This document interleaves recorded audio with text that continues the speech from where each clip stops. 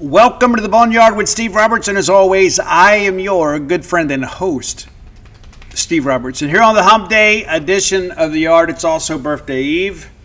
And so I don't know how long we go because I'm going to go to the movies with my Starkville kids, the ones that still live here. I have 4 kids, as you guys know, 4 living children. But I'm going to go to them with them to the movies. I think we're going to go see F1. I think that's what the plan is. I let them pick.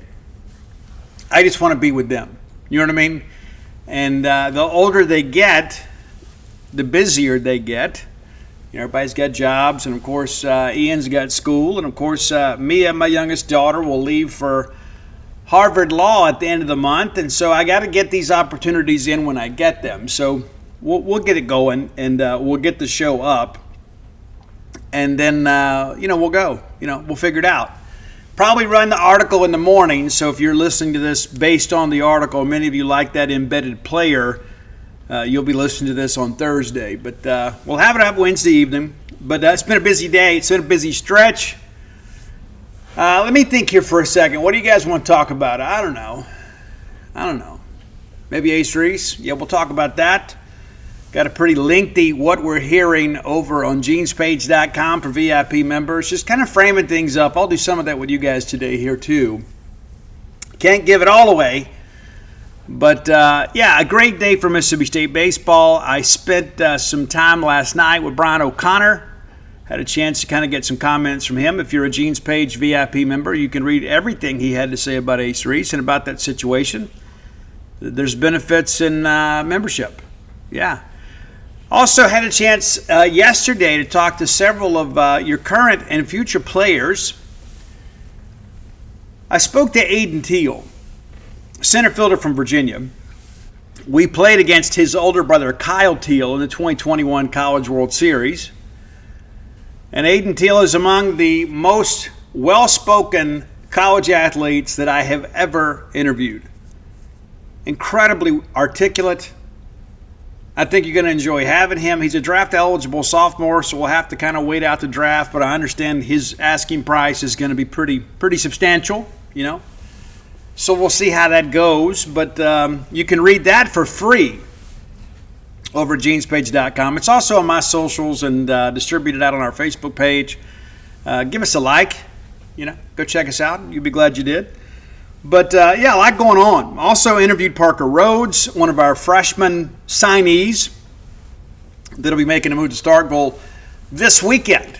And he tells me he's spending as much time with his girlfriend as he possibly can and his family before he makes the move from Greenfield, Indiana to Starkville, Mississippi. I've enjoyed doing those interviews. I mean, that's a thing, too. Like, you get, and I love our current players, don't get me wrong. But as you get towards the end of a challenging season at times, you can tell they're kind of getting tired of doing media. And when you speak to these young guys that are coming in, they're just full of exuberance. They're excited to talk because it's all going to be brand new for them.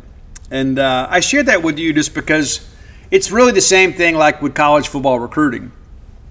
When we get into December, so many of those guys have done so many interviews with multiple networks and their local media.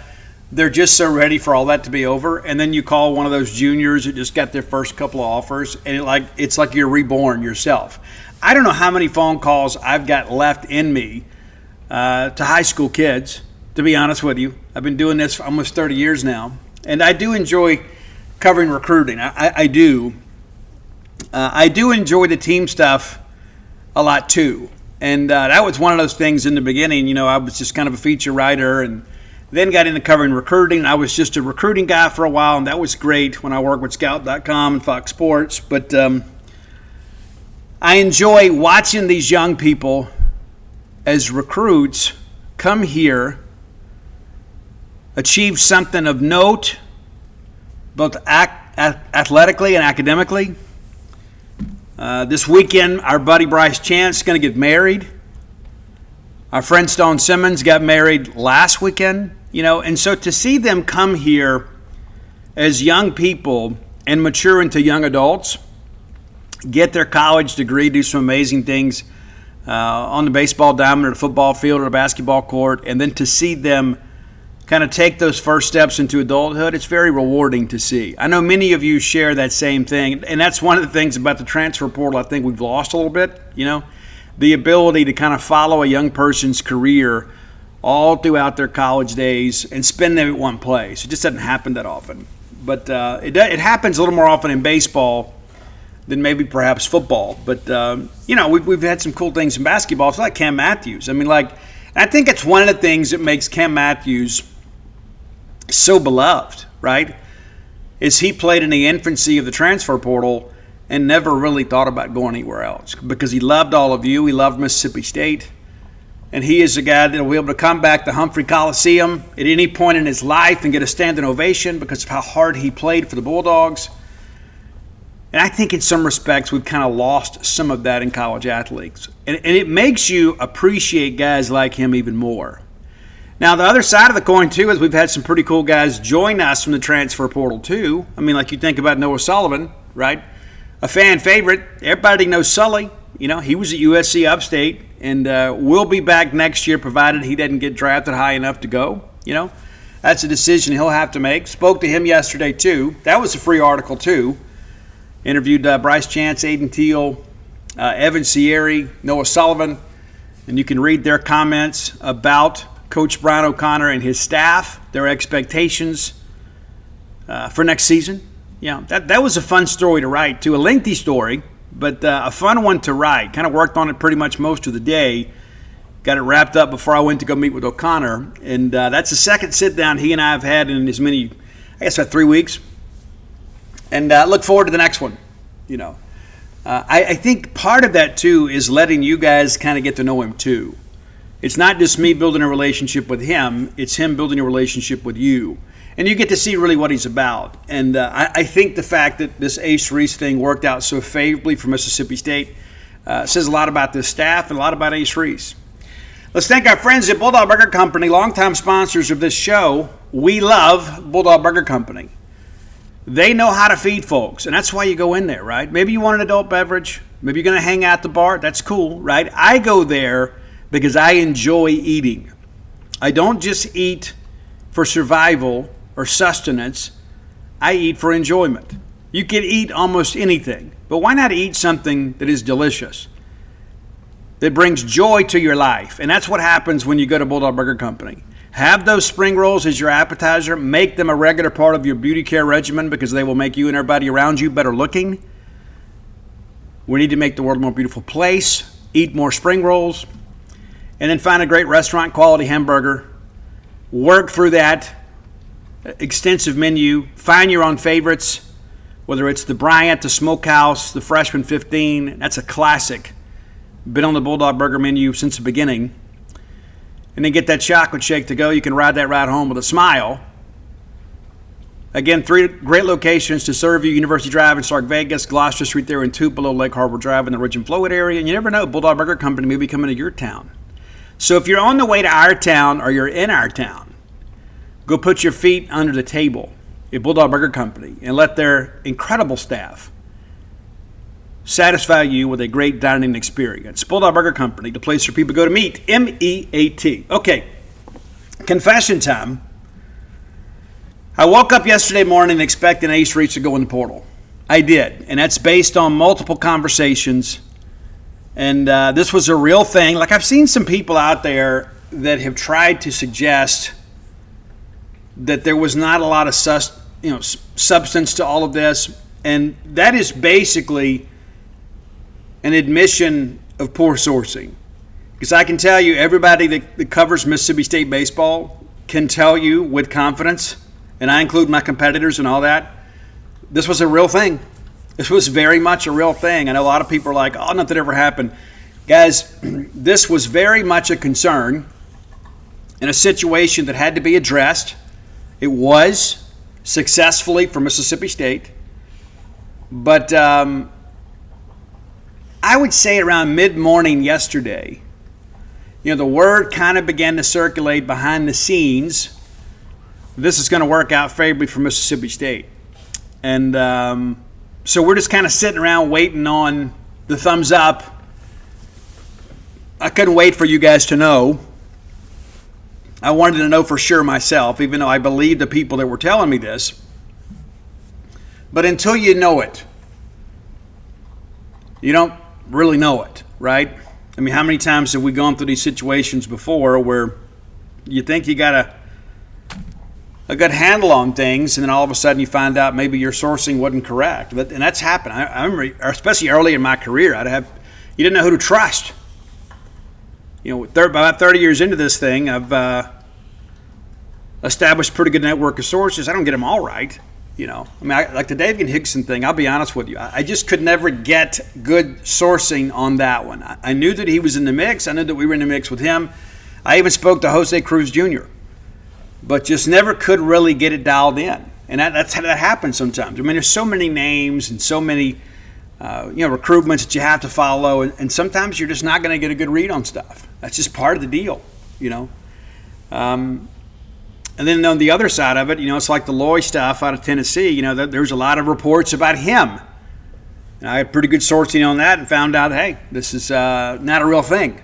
And so that's just kind of part of how things work in our profession. But talking to multiple sources, people that always seem to know, nobody really knew for sure what was going to happen with Ace Reese. And I'm not sure that Ace Reese knew for certain what was going to happen with Ace Reese. Mississippi State coaches went to Cary, North Carolina earlier this week, spent some time with Ace, his family. And since that time, things have kind of, gone the right direction. Portal's now closed. And I'll be honest with you guys, I was, one of the first things that I do the day after the portal closes is I reach out to people on campus to find out were there any late stragglers. And there were this time. Jacob Pruitt, pitcher, went into the portal last minute. But it seems every time there's always somebody that sneaks under the fence at the last minute. And so I'm always cognizant of that. So I reached out this morning, and it took me a while to get somebody to give me some confirmation, about if we had any late stragglers. And I'll be honest with you, the longer that it went, the more that I began to get concerned. It's like I know what we found out yesterday about Ace, but I would love to know that there was nobody else besides Pruitt that went in.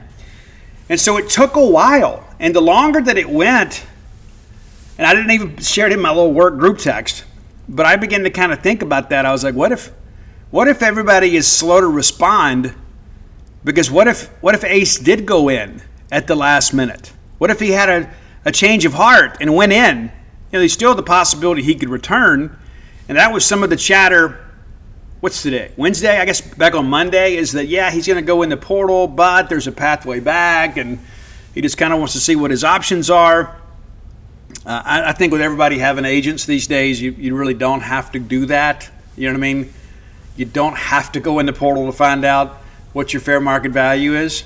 There's a lot of people out there that do what's called pre-portaling. A lot of those agents reach out to people and they'll say, hey, if Steve Robertson were to go in the portal, would you guys have interest? Well, here's some magic words, right? Well, I can't specifically speak about Steve, but if there's a player of his caliber that was available in the portal, we'd have interest in them, and here is what we'd probably offer them.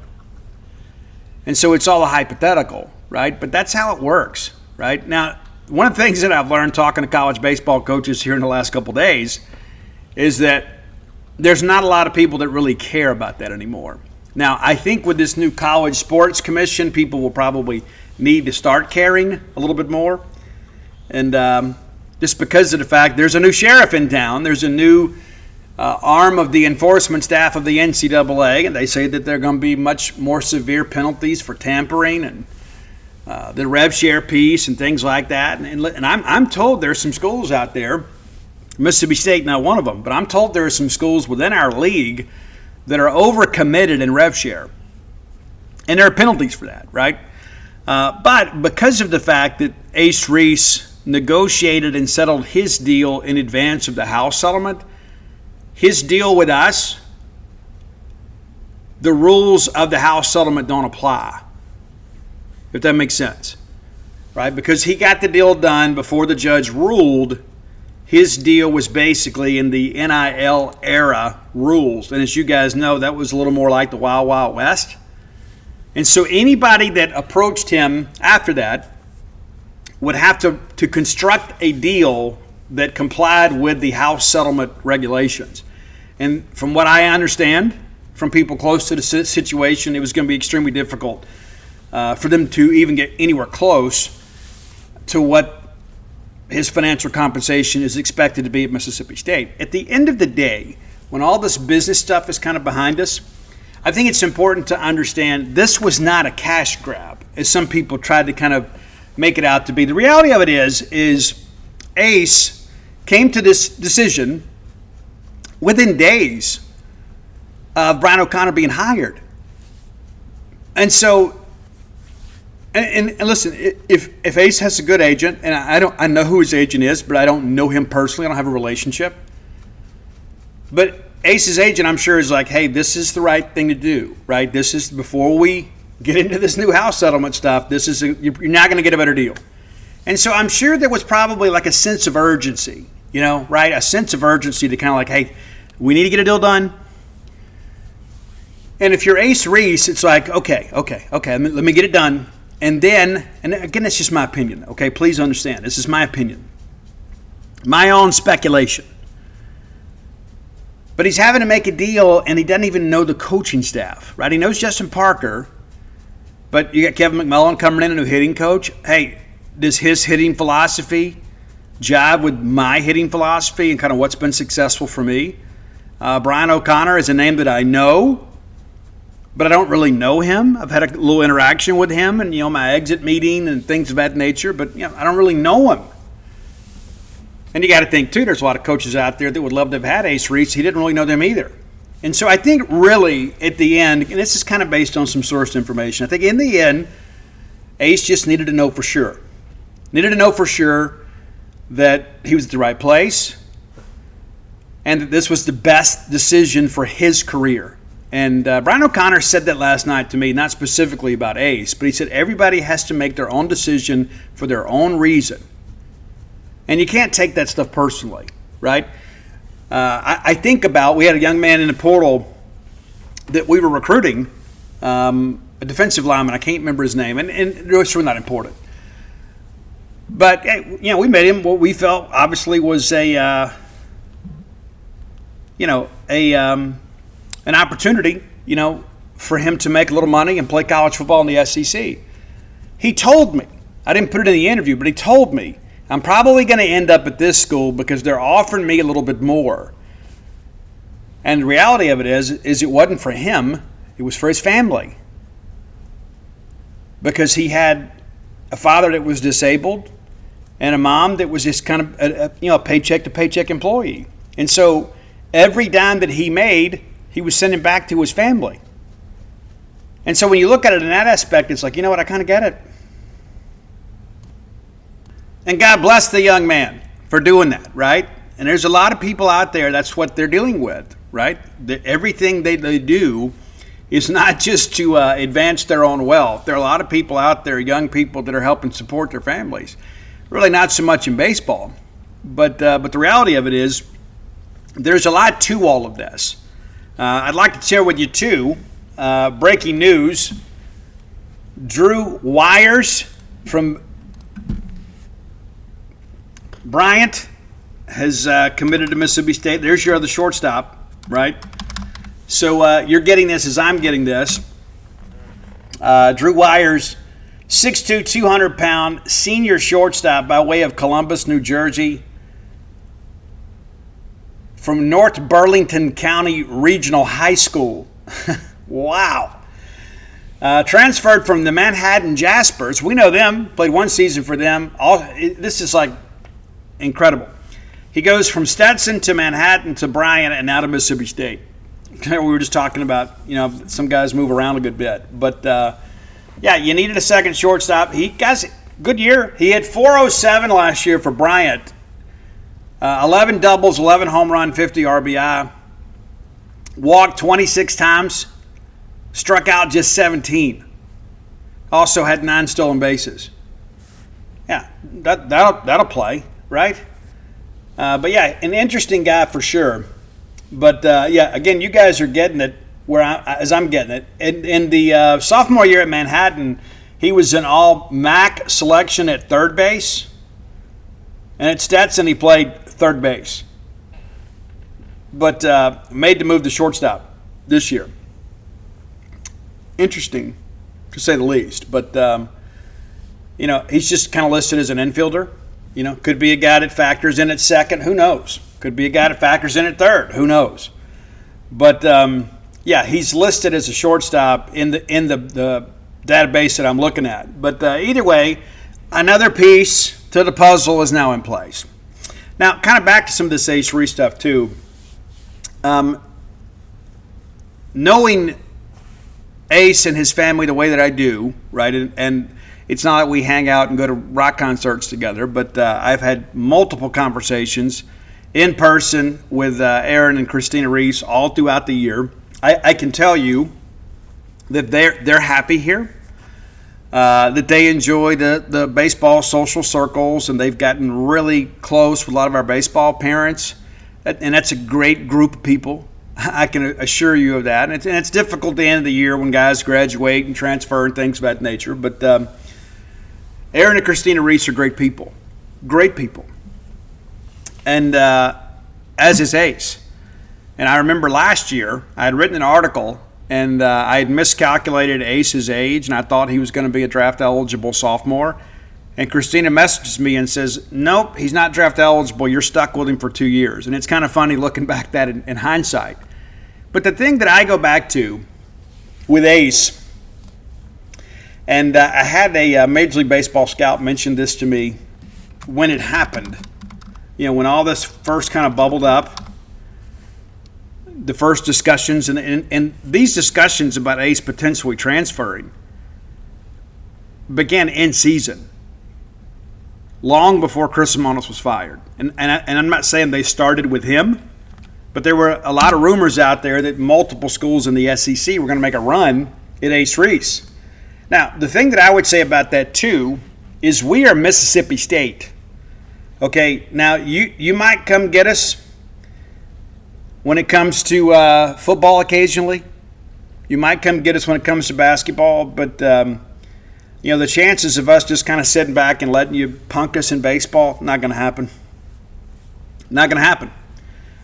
But I go back and look at this freshman year at Houston last year. Ace last year, limited, right, played 48 games, but he was somewhat limited. He had 7 jacks and 34 RBI. And everybody's like, okay, he's decent. I had some pro scouts tell me Ace Reese is a guy that could potentially be a first rounder. And we trumpeted that all in the offseason when people are like, oh, we didn't get any big portal guys. I said, guys, Ace Reese is going to be a star. And in those of you that came out for fall ball, it didn't take you long to be convinced. Ace put on a show. And then he goes out this year and plays in 57 games for Mississippi State, has 21 home runs and 66 RBI. Also had a triple. And played the last 2 months of the season with a bum foot. Or a couple times this year, late in the year, he probably could have stretched it into a triple if he'd have been healthy. And I think that's one of those things, too, that people kind of forget sometimes. These guys are human, too. But as the scout told me, if you're Ace Reese, he goes, if I was Ace's advisor, I would say, you know what, why would you want to mess with any of this? Right? I mean, you've gone to Mississippi State, your home run input has tripled, your RBI has nearly doubled, you're a household name in the Southeastern Conference, you're a 5-time All-American, and you're going to be the face of that program. So why would you risk going somewhere else? Different hitting backgrounds, different stadium, different teammates, potentially a different approach. Maybe you get there and they're like, hey, we don't want him playing third. We're going to move him to the outfield. We just wanted to tell him that to get him here. You don't know that. Don't think that doesn't happen. It does. In recruiting, there are a lot of people that will just tell you what you want to hear to get you there. Once you get signed, I remember how many high school quarterbacks have I seen over the years that, I'm going to play on the college level, and they go and after one practice, they move them to receiver. It happens all the time. And so I think when you look at what Ace Reese has accomplished, and you think about, hey, if he can be anywhere close to that next year, if he can give you anything comparable to that next year, he's probably one of the top 15 picks in a draft. And so it kind of goes back to the old adage, if it ain't broke, why fix it? And I think that at the end of the day, Ace just needed to have a comfort level with the staff to feel like, okay, all right. He loves the place, and he'll tell you that. Loves Starkville. He's had a great experience, made some great friends. You guys have made him feel wanted here. You know, you guys bring your kids up after ball games. Hey, Ace, can we get a picture? You know, Ace Reese is a much bigger deal at Mississippi State than he was at Houston. He has matured as a player and a person at Mississippi State. And O'Connor kind of spoke to that too. He said, you know, I have earned a lot of respect for Ace and how he's handled this process. I've learned a lot about him. And he goes, a guy like him that's already that talented, that kind of is very cerebral about this, to look at every aspect of this before making a decision and not just, you know, going about it in a lazy way. He goes, that's a guy that you want to empower to lead your team. And I think it's one of those things, too, where, I don't know how you guys felt in the dating world. I wanted somebody to pick me. Like, I don't want to get anybody by default. I don't want any player here at Mississippi State in any sport that is here because they didn't have other options. I want guys that have options. I want coaches that have options. And again, it's one of those things, too, we talked about the optics on the last show. You know, like you bring in all this, you know, new staff and this new energy into the program, you make this investment, and how bad it would feel and how bad it would suck if Ace Reese had left us. Well, we don't have to worry about that anymore. But the last week, I can tell you, it has been absolutely emotionally exhausting for us. So you can only begin to imagine how it's been for Ace and his family, the Mississippi State coaches. You know, there are a lot of people involved in all this. And I can tell you, all's well that ends well. But my hope is that Brian O'Connor, and really, hope might not even be the right word. I think my confidence is that Brian O'Connor is going to build a program that is somewhat bulletproof when it comes to this kind of thing.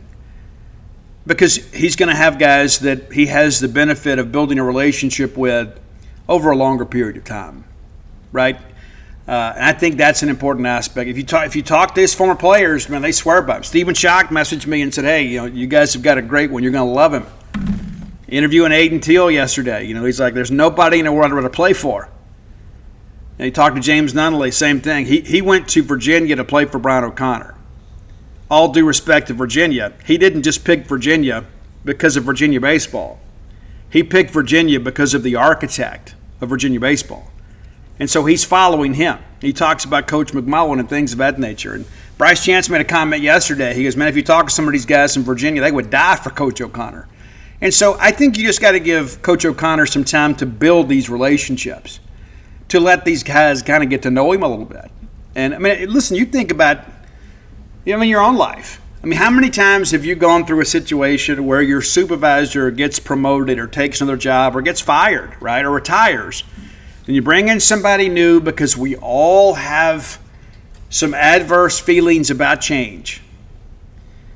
And even if you decide to kind of stick it out, every one of us at some point, when that's happened to us, when our supervisor has been replaced for one reason or another, we thought, you know what, maybe I should leave. Maybe I should leave. Think about it. You've done it. And sometimes it may be for the betterment. I mean, you right? They may be bringing in a better leader, but maybe you don't know that yet.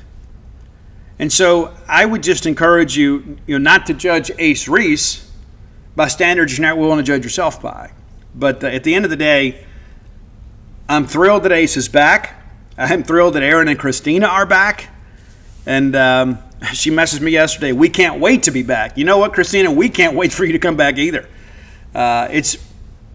We get to know these people, and they are part of our family. And I know it's kind of become the angsty claim, oh, it's not really a family with a portal. But in many respects, it still is. And you and I are a family because we're always here. But when we have these people, we get used to seeing them, and they become kind of part of the scenery and the fabric of our lives. Even for just a short time, you feel a connection to them. And not to mention how incredibly hurtful would it have felt like if Ace had gone to LSU, or Texas, stayed within the league. It'd be one thing if he left us and went to Arizona, right? But he didn't. So we don't have to deal with that aspect of it. And again, as Kendall Rogers said yesterday, and they're already projecting State to be an 8 for Omaha, and again, we're not even done with roster composition just yet. But when you begin to think about all of what, bringing in, Thomas Valinkas, that's a weekend guy right there. David Hickson, you bring him in. If he survives the draft, he's a weekend guy for you too. And then you got Charlie Foster and you got Ryan McPherson. You're beginning to kind of see things come together. But it's going to be the balance of this month. We still got some things we got to deal with, right? We still got the draft, and the draft will probably change our needs roster-wise a little bit. As I wrote earlier today, I think it'll be at least a half dozen guys who get drafted and signed between signees, portal guys, and returners. I think it's a real possibility. I'd say at least 6, maybe more than that.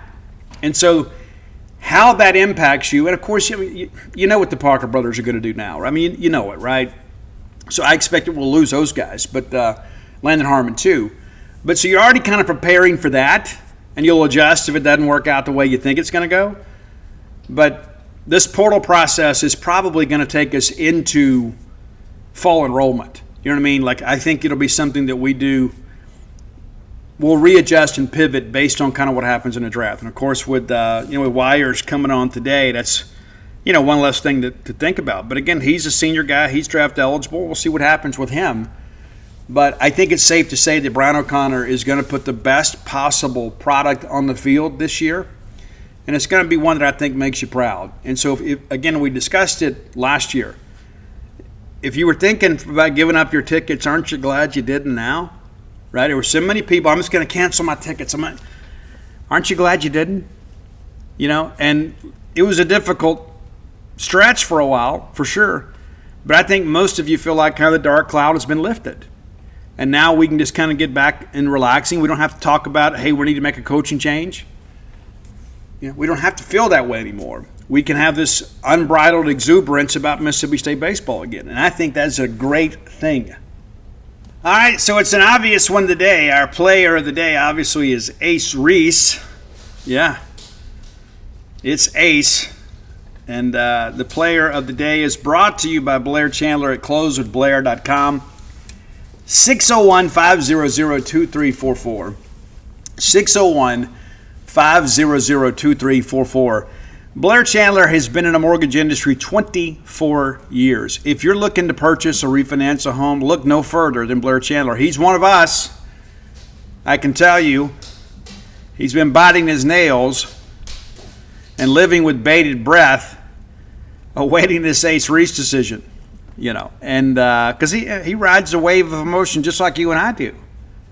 And so I like to keep business in the family, and I hope that you do too.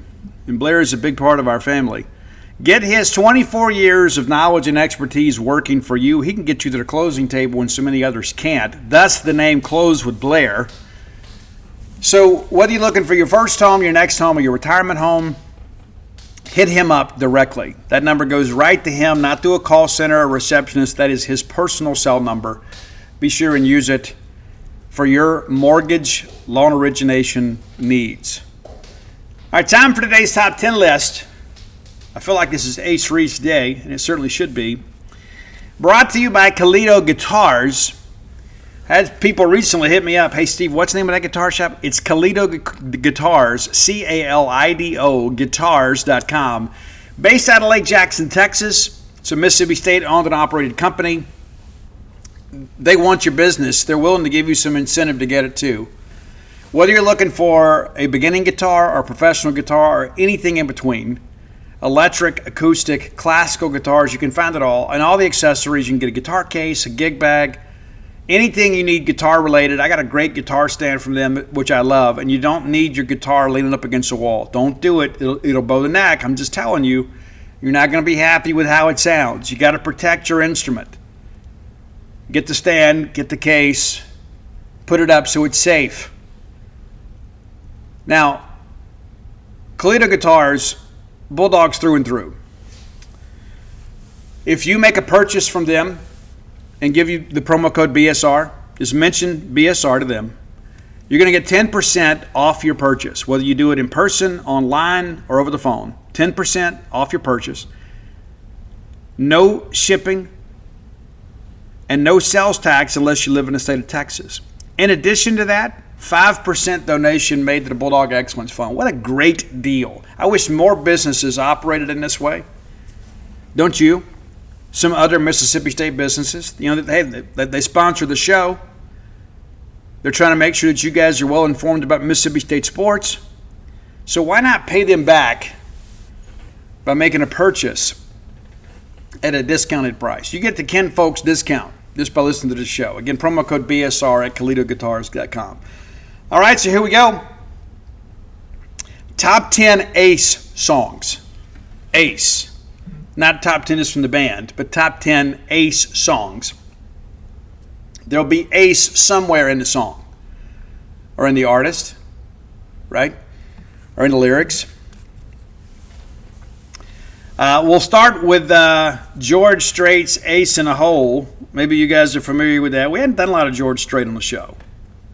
But that's true country. That's old school country, as you guys are well aware.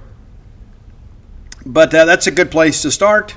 It just makes a lot of sense for us to start there. I don't know how much country music Ace Reese listens to. He's got the Bee Gees as his walkout, And as he says, you can tell by the way he uses his walk, he's a woman's man, no time to talk. Maybe that's a message. Maybe he's not a country music guy. I don't know. But we'll work in some George Strait today in honor of Ace. I think you guys all can appreciate that. Number 9, probably a band you don't know well. And I've actually asked my oldest son to help me kind of figure out this guitar part because I've wanted to cover the song since I was 16 years old, man. I did. It's a band called Vane out of California. They had a great debut album called No Respect. And the single was Beat the Bullet. Maybe you're familiar with that. I get down on my knees praying to the Lord that I beat the bullet. It's raunchy guitar tone and things of that nature. It's just a different dynamic. But there's a great song called Aces, because I'm holding all the aces in my hands. That's right. You kind of feel that way right now, right? It's like, hey, we're sitting here on a good hand. We feel pretty good about where life has taken us. So, hey, that's where we are with that. So Vane's Aces off the debut album, No Respect. And if you like that late 80s, early 90s kind of sleaze rock, this is the way to go. Right? This is like in the Faster Pussycat Tree, if you guys are unfamiliar. Kind of change gears a little bit. How about Ace of Base? You had to know that was coming, right? And you probably think you know what song is coming to. You're wrong. You're wrong, because I'm going to go a little bit deeper into the catalog, even though it was a big hit for them. And a lot of people kind of compared Ace of Base to like a modern-day ABBA, and maybe they were. Maybe that's a fair assessment. But we're going to go with Beautiful Life, and that's kind of how it feels, right? You get some good news, and you feel great about life. And now you're thinking, now how many of you have been thinking, you know what, I can't wait for baseball to start? I see some posts out there on social media and our message boards. It's like, I'm just kind of ready to get to baseball season. Guys, I wish we could suit up and play tomorrow, And that's an incredible aspect of this thing, too. There's just some exuberance and some life in this program right now that's maybe been lacking for a little while. And I know you guys probably share in that, too. So Beautiful Life from Ace of Base, number 8. Now, I told you guys we would get the band Ace on here. I don't know if we could put a top 10 together with them, to be honest with you. Not that the catalog is extensive enough. They had a huge hit, though. And I think it's probably something I could pull off vocally, I think. But it's How Long? And it's basically about a guy confronting his significant other. How long has this been going on? Yeah. LSU, tell us. How long has this been going on? Number 6, again, kind of changing gears a little bit. It's Paul Simon's The Late, Great Johnny Ace. And The guitar tone on this is very good. Like it's clean. Like when you listen to the introduction, and Paul Simon, probably an underappreciated guitar player. And a lot of people kind of see him as a more serious artist. He has some silly stuff too, like, You Could Call Me Al. But the late, great Johnny Ace, probably an underappreciated song that you don't know from the Paul Simon catalog. Number 5, I have purposely not done a lot of songs from this band. And I'll tell you why. It's not that I don't like them. I don't love them. But when they were given the Grammy for being the best metal act over Metallica, it just kind of jaded me a little bit towards Jethro Tull. It did. And they got some weird songs too. And I don't know how I feel about that flute, to be honest with you. But great track called Old Aces Die Hard. And there's plenty of flute in there, if you're so inclined. Number 4, another one of these great Charlie Daniels songs that kind of tells a story. Everybody knows the devil went down to Georgia because he was looking for a soul to steal. He was in the back, he was way behind. He was willing to make a deal. Everybody knows it. Well, there's another one called Stroker's Theme, and it's about Stroker Ace, who was a race car driver, right? And there was a movie, Stroker Ace, but this was Stroker's Theme, and Charlie Daniels put together a nice little song for us. Now, I think our top 3, after you hear me kind of explain what they are and why they're here, I think we'll all agree. We may not agree on the order, though. I think many of you thought this would be number 1. And I could make a case that it should be. But it's not. It's Iron Maiden's Aces High. I used to have that shirt, man. If I could find it again, I would buy it. And I've checked the Iron Maiden official website multiple times, and every time they have it in stock, it's like my size is gone right away. I'm just not going to wear a shirt that's too big or too small. I'm sure you're happy about that. But I'm not going to walk around Starkville looking like I'm wearing my little brother's shirt. Not going to happen. But I had that Aces High shirt, man. It was that charcoal gray and that Aces High cover was great. And the guitar on this is incredible, too. And Bruce Dickinson, of course, the legendary Bruce Dickinson, the cock of the walk, baby, belting out an incredible vocal. Aces High from Iron Maiden. Number 2, the guy that got me into all of this, right? If you want to blame somebody, and I've met him, and had a chance to see him in Tupelo opening for Alice Cooper, it's Ace Frehley.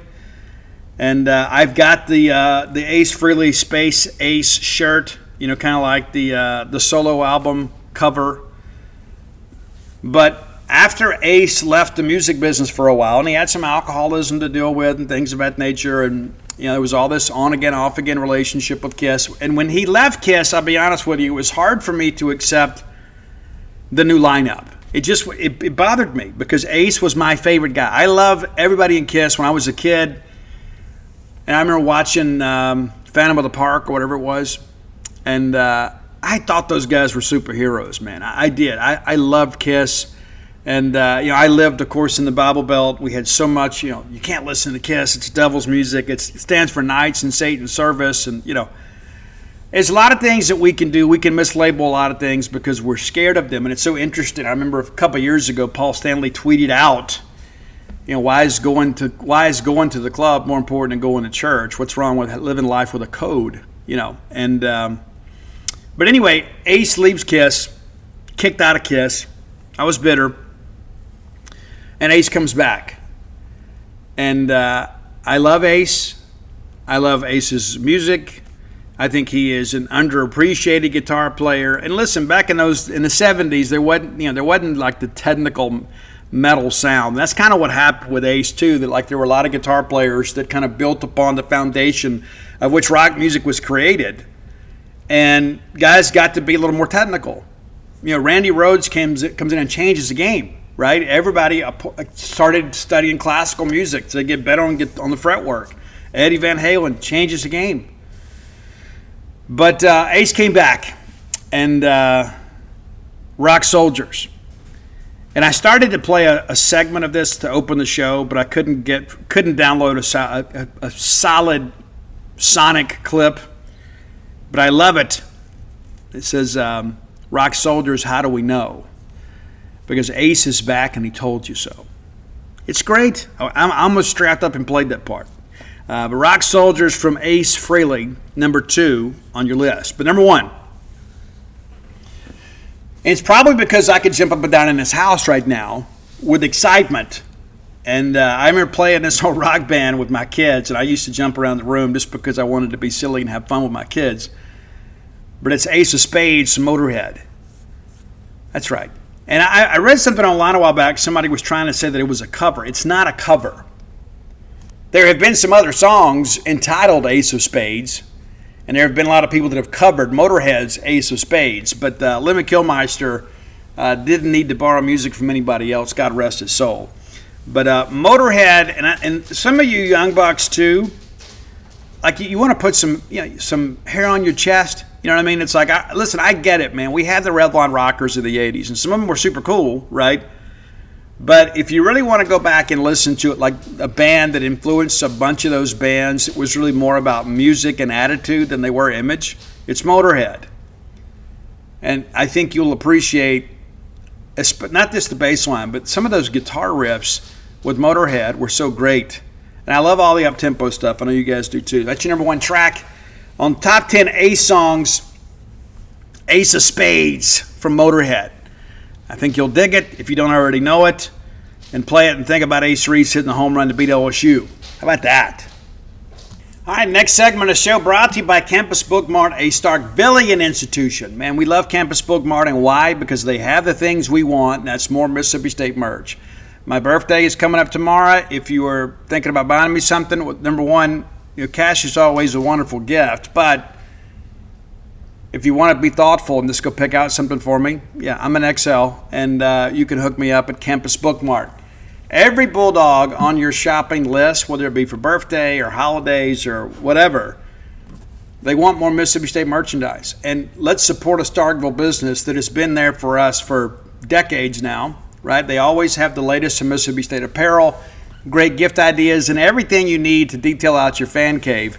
Next time you're in town, go by and see their smiling faces. You'll be glad you did. I get a complimentary hug when I go in, but maybe that's just me. I don't know. Maybe you've got a different experience. We'll see. But if you can't make it to town, or perhaps game day is a difficult shopping day for you, visit them online at campusbookmart.net. We'll give you some incentive, a promo code of BSR. You know it well.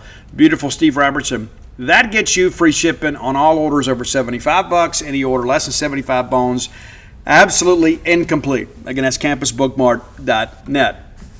Okay, we move along to their opponent preview, Texas A&M. And let's go back and kind of look at what happened last year with them. There was a stretch there where we felt like, A&M could win this thing and get into the playoffs. And they could win the league. They opened up, close loss to Notre Dame at Kyle Field. It was a fun game to watch. That was August 31st. And Notre Dame was a top 10 team. And I think everybody felt like, we expected Notre Dame to win. But give Elko and the guys some credit. They made it a competitive game. Well, then they come back and blast McNeese State, as you'd expect, 52-10. And then they go to Florida. And we knew this was a crucial game for both teams. A&M goes to Florida and beats them 33-20. And then that's when everybody's like, Billy Napier's got to be fired. Right? There were a bunch of people that were already on that ship, and they began to kind of rock the boat a little bit. The Aggies come back the next week and have to escape against Bowling Green 26-20. And guys, what's crazy about that is they had to score in the fourth quarter. Yeah, pretty impressive situation here. It's 20-17 going to the fourth. And A&M finds a way to make it work. They kick a couple of field goals, and then late in the game, Bowling Green kicks a field goal in A&M territory, obviously. But then people are like, well, you know what, maybe we're not as good as we thought. Well, then, one of my favorite games of the year is always A&M and Arkansas. They play it in Jerry World. It's a lot of fun. It's usually a very competitive game. It was last year. The Aggies win that game 21-17. And then they absolutely destroy Missouri, who was a top 10 team at the time. They absolutely beat the Tigers to death, 41-10. 11 a.m. in the October sun. A&M kind of proved that, hey, they're better than we thought. They come to Davis Wade, and maybe you've kind of blocked that out from your mind, but this was a game. This was a great game for a half. After one, it's a 7-7 game. At the break, it's 21-17. And we're thinking, you know what, hey, if we just find a way to get a stop here or there, we can really make this thing happen. We can upset the apple cart. They kick a field goal, and then we don't answer. And then lo and behold, after a turnover, they go right on in and score and make it a 2-score game. But we didn't give up. We come back and make it 31-24. And so in the fourth quarter, it is a 1-score game. And then we give up a field goal, midway through the fourth that kind of capped the scoring. But the Bulldogs were in the game.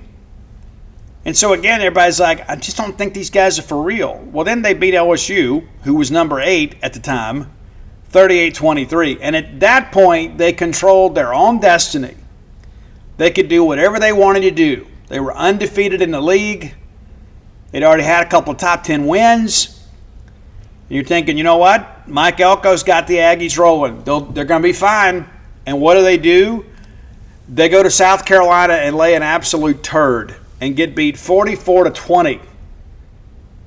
Craziness, right? It's tough to go play at Williams-Brice Stadium, and it was a night game, and you know how wild it was. The LED lights were going, the pom-poms were shaking. It was crazy. And South Carolina's like, not in our house.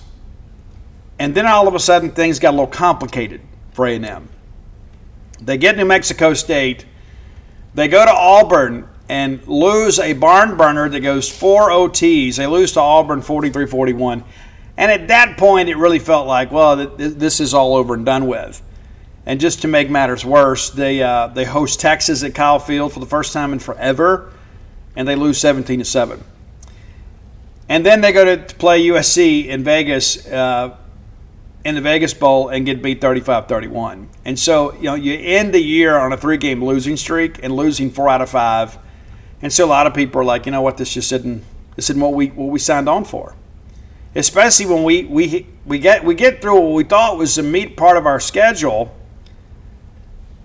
and you don't have, you only got one ranked opponent left, and you feel like, hey, we just got to hold serve here.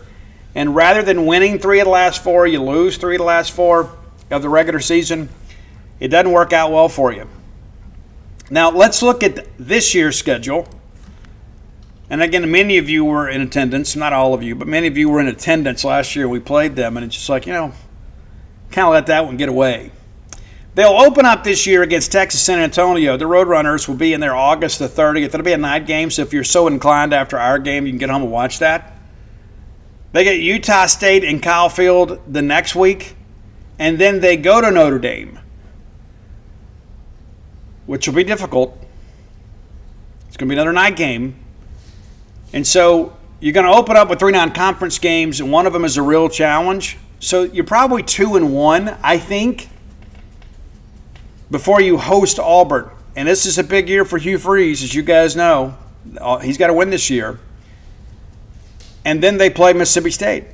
And so they have a stretch there after they go to Notre Dame where they're going to host 3 consecutive home games against what will probably be unranked opponents. If they're going to be for real, they got to get it done. You got Auburn, you got Mississippi State, and then you got Florida. You got to make hay while the sun is shining if you're Mike Elko. Then you have the game against Arkansas. Then you got to go to Baton Rouge. Then you got to go to Missouri. Then South Carolina comes in. And then you get that last non-conference game against Samford ahead of the trip to Darrell K. Royal Stadium for the Friday evening game against Texas. And so you look at this and say, you know what, this is actually a pretty manageable schedule. Outside of the road game to Notre Dame, which, if it was in Kyle Field, maybe you feel a little bit different about it. But as an SEC schedule goes, this one works out pretty good. Which game do you look at and say this is a sure loss? Well, I would say the trip to LSU is a game you're probably expected to lose. Even though A&M has had some success down there, and then the game to Texas. So that's the two that I look at and say, you know what, these are sure losses. But in true A&M fashion, every year they lose a game or two they're not expected to. So I think probably the ceiling for this team is 9-3. Right? And that's including that loss at Notre Dame. But at home, they should be able to get things done. But again, it's kind of been tradition for A&M to drop a game somewhere along the way that doesn't make a lot of sense. So we'll peg them at 8-4. And it'll be interesting to kind of see what this team looks like by the time we play them. They active in the transfer portal like everybody else, right? Everybody else, they're expected to be really good on defense, and they typically are.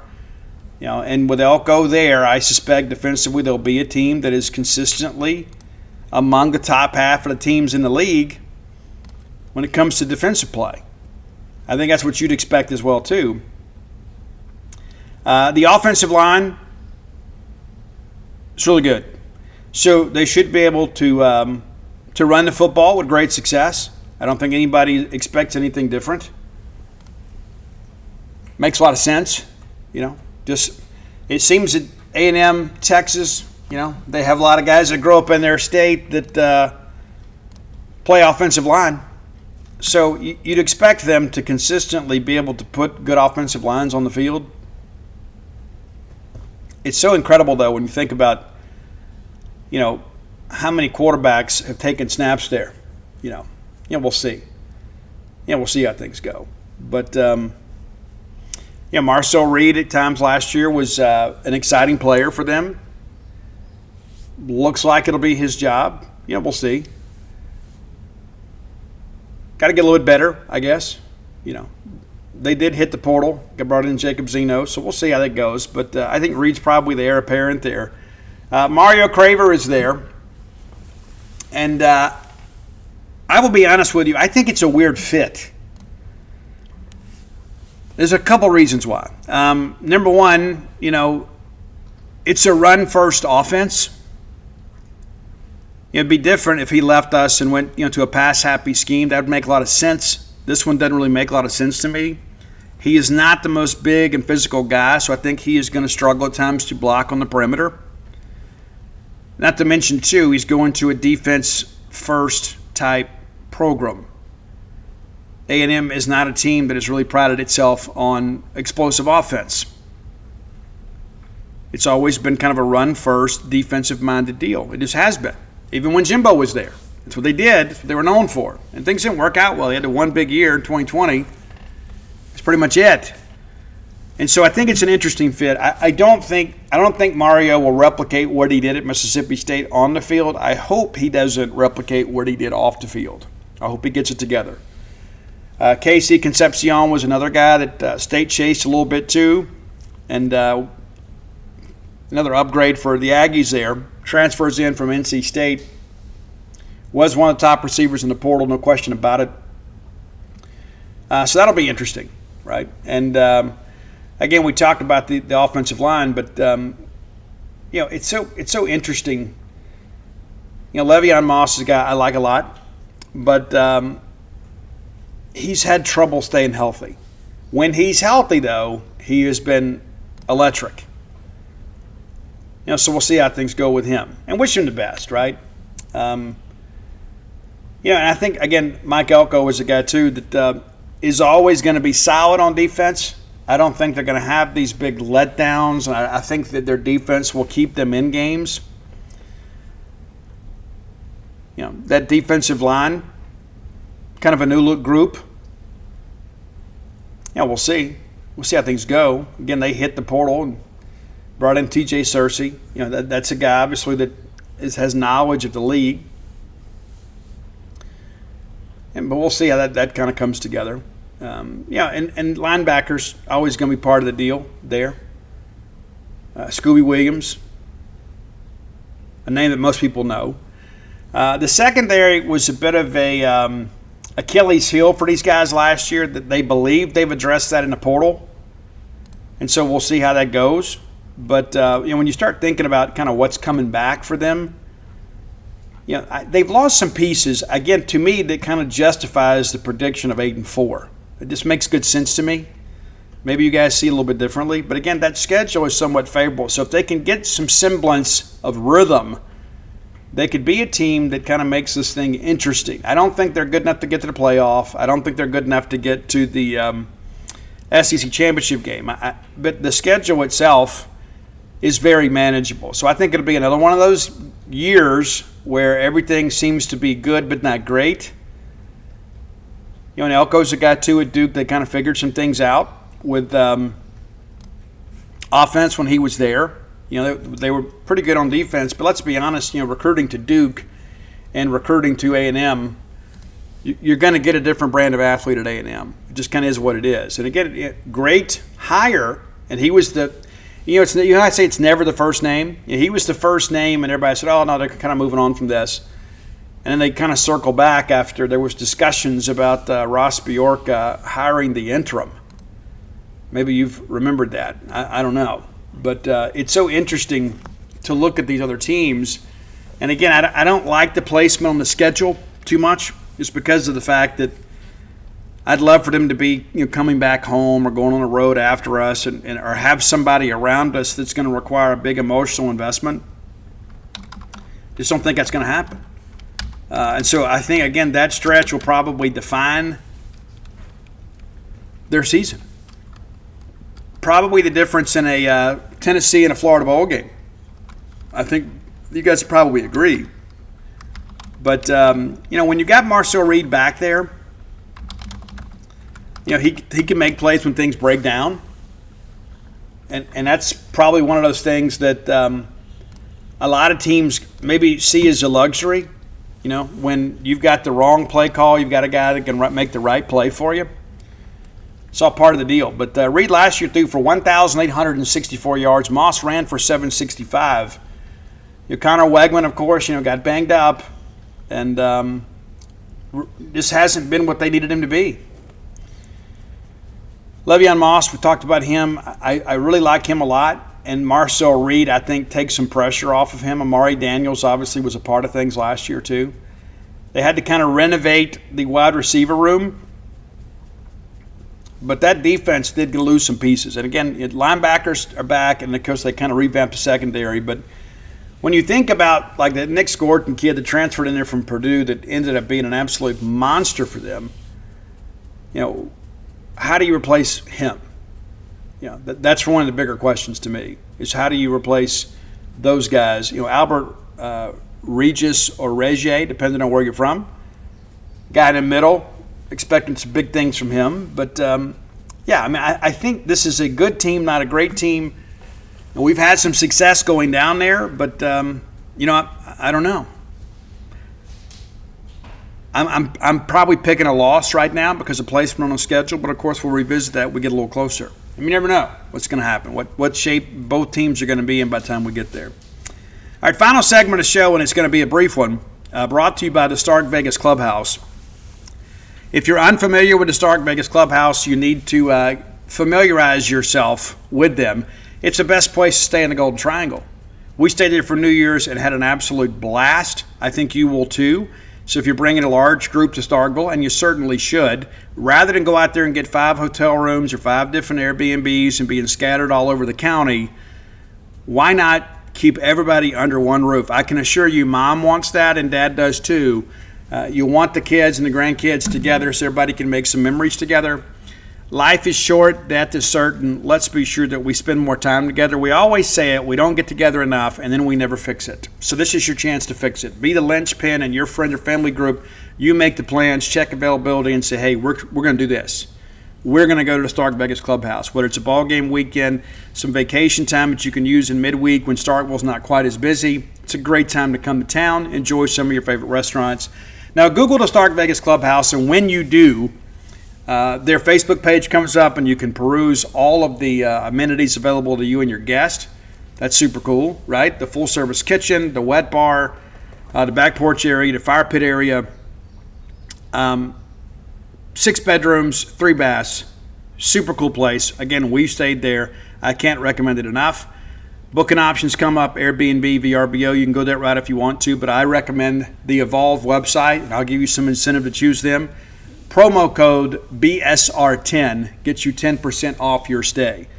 Be sure and check it out today. The Stark Vegas Clubhouse, just 5 minutes away from the Mississippi State campus. I want to commend some people too, and many of you know who you are.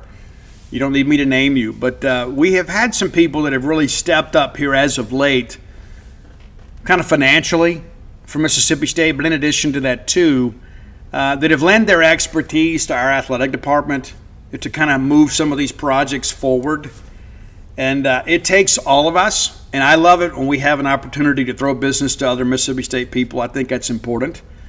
But you have some Bulldogs around you that really want to be anonymous. You know, they just want to do the right thing for Mississippi State. And I understand we're closing in on a couple of other rather significant financial gifts. Some of those, of course, will go towards the construction of the Howard Center, the Howard Performance Center, which I think is incredible. But we've had some baseball donors kind of step up too. You know, and I can't say enough about some of our basketball donors. We probably need more of them, to be quite frank with you. We've got some basketball donors that every time that we need something, they're very generous with their money and willing to write a check. And so I encourage you, when you know these people, whether you don't need to shout them out, but if you know them, make sure they know how much we all appreciate it. Because so much of that is nameless and thankless because people don't want to draw attention to themselves. There's a lot of people that run business and they're like, hey, I don't want it to be known that I made a big gift to Mississippi State because of the fact that I want to do business on both sides of the rivalry, and I completely understand that. But you know some of these people. And I encourage you, whenever possible, to frequent a Mississippi State business. I like to do business with Mississippi State people, and I hope that you will as well. Because there are some big things coming for Mississippi State. And again, I'm so glad we can put this Ace Reese stuff to bed, and we can really get started. And again, Jacob Pruitt, the last guy to go into the portal. And at the end of the day, I think that's probably something most people expected. I even asked about him yesterday, talking to somebody else, and I said, what do you think? And he goes, well, maybe he'll get healthy and make a jump, and then, he's in the portal. And I think that gives him some flexibility and us some flexibility, because if he doesn't find exactly what he wants, we can always bring him back, right? I mean, we could always say, hey, Pruitt, let's run it back together. But he was not the pitcher we hoped he would be.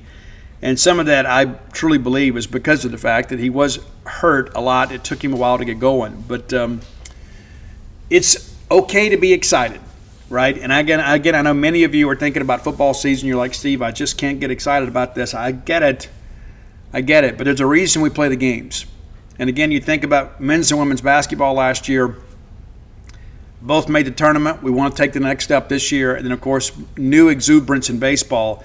And we could not finish out the show without a tip of the cap to Nuno Borges, who is, on to the third round at Wimbledon. How cool is that, right? We got a rooting interest at Wimbledon. I used to love watching Wimbledon on HBO when we were kids, right? Watching Pam Shriver and Marina Navratilova win those doubles points, and watching Andre Agassi, He became a star at the French Open and U.S. Open, and then finally agreed not to wear his denim so he could go play at Wimbledon. But it's a lot of fun, and it's nice that we have a Mississippi State person kind of repping that. I tell you, speaking of that, somebody shared a video with me yesterday.